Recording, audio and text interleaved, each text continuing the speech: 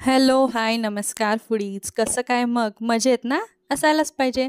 काय मग फूडीज? थंडगार थंडीमध्ये गरमागरम खीर होऊन जाऊ देत, तीही पौष्टिक.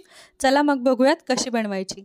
तर इथं मी बनवत आहे हळीवाची खीर, जी की आपल्या सांध्यांसाठी किंवा आपल्या हाडांसाठी सगळ्यात जास्त उत्तम मानली जाते थंडीच्या दिवसांमध्ये, कारण ती उष्ण प्रवृत्तीची आहे म्हणून. तर त्यासाठी मी इथे कढईमध्ये 2 चमचे एवढे गावरान गाईचं तूप घेतलेलं आहे आणि त्यामध्ये मी ड्रायफ्रूट टाकून घेतलेले आहेत. तर मी इथे गॅस मंद ठेवलेला आहे आणि त्यामध्ये हे ड्रायफ्रूट जे आहेत तर ते ड्रायफ्रूट व्यवस्थित परतवून घेत आहे. एकदम सोपी, साधी आणि एकदम पौष्टिक अशी रेसिपी आहे. डायबिटीसवाल्यांना सुद्धा चालते जर याच्यामध्ये साखरेऐवजी गूळ घातला तर. पण गुळामुळे इथे आपली जी काही दूध आहे तर ते फाटू शकतं. तर त्यासाठी मी इथे गूळ वापरलेला नाही आहे आणि आयुर्वेदानुसार गूळ आणि दूध हे विरुद्ध अन्न आहे. तर त्यासाठी मी इथे साखर वापरलेली आहे. तीही खडी साखराची जी काही साखर आहे तीसुद्धा तुम्ही वापरू शकता. मी इथे साधी वापरलेली आहे. तर इथे जे काही हळीव आहे तर ते मी इथे 2 तासांसाठी 1 चमचा एवढं हळीव जे काही ड्राय होतं तर ते मी इथे भिजवून घेतलं होतं 2 तासांसाठी आणि ते मी इथे टाकून घेतलं आहे. ड्रायफ्रूट एकदम व्यवस्थित परतवून झाले की त्यानंतर हे घालायचं आहे आणि ह्यालासुद्धा व्यवस्थित परतवून घ्यायचं आहे, जेणेकरून त्याचा जो कच्चेपणा आहे तो निघून गेला पाहिजे. हळीव बरेच जण लाडूमध्ये सुद्धा वापरतात. तर आपण इथे याआधी रेसिपी टाकलेली आहे लाडवाची, तर ती सुद्धा तुम्ही आपल्या यूट्यूबच्या चॅनलवरती बघू शकता. आपल्या पेजवरती अवेलेबल आहे. त्याचबरोबर आपला जो दुसरा चॅनल आहे त्याही चॅनलला नक्की भेट द्या. तर त्याही चॅनलवरती आपण वेगवेगळ्या जे काही आरी वर्क आहेत किंवा आर्ट अँड क्राफ्ट रिलेटेड आपण त्याच्यावरती पोस्ट करत असतो.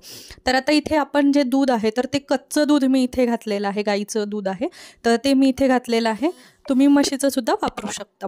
तर जे काही दूध आहे तर त्याचं प्रमाण मी इथे अर्धा लिटर एवढं वापरलेलं आहे.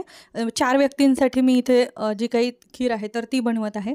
तर हे व्यवस्थित आपल्याला उकळवून घ्यायचं. उकळवण्याचा जो टायमिंग आहे तर तो टायमिंग आपला 10 ते 15 मिनिटांचा मंद गॅसवरती उकळवून घ्यायचं आहे, जेणेकरून ती खीर थोडीशी घट्टसरपणा आला पाहिजे. कारण हळीव आणि ड्रायफ्रूट हे आपण दुसरं काही बाइंडिंगला वापरलेलं नाही आहे. तर त्यासाठी इथे चवीसाठी मी साखर घातलेली आहे. चवीनुसार तुम्ही घालू शकता. मी इथे 1/4 कप एवढी घातलेली आहे. त्याचबरोबर मी विलायची वापरलेली आहे, जे की 2 पॉund एवढ्या मी विलायची वापरलेल्या आहेत. म्हणजेच की 2 जे काही अख्ख्या विलायची आहेत त्या मी इथे सोलून घेतलेल्या आहेत आणि त्या वापरलेल्या आहेत. तुम्ही विलायची पावडरसुद्धा वापरू शकता.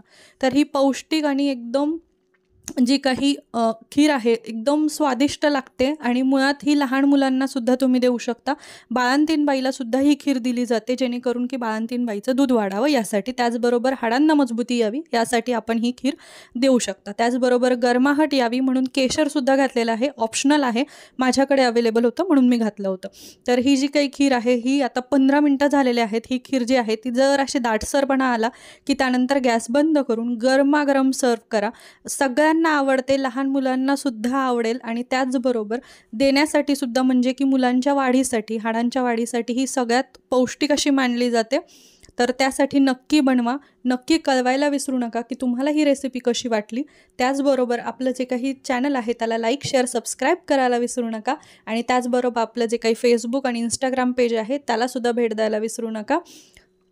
तर चला मग पुन्हा भेटूयात नवीन व्हिडिओसोबत. तोपर्यंत धन्यवाद.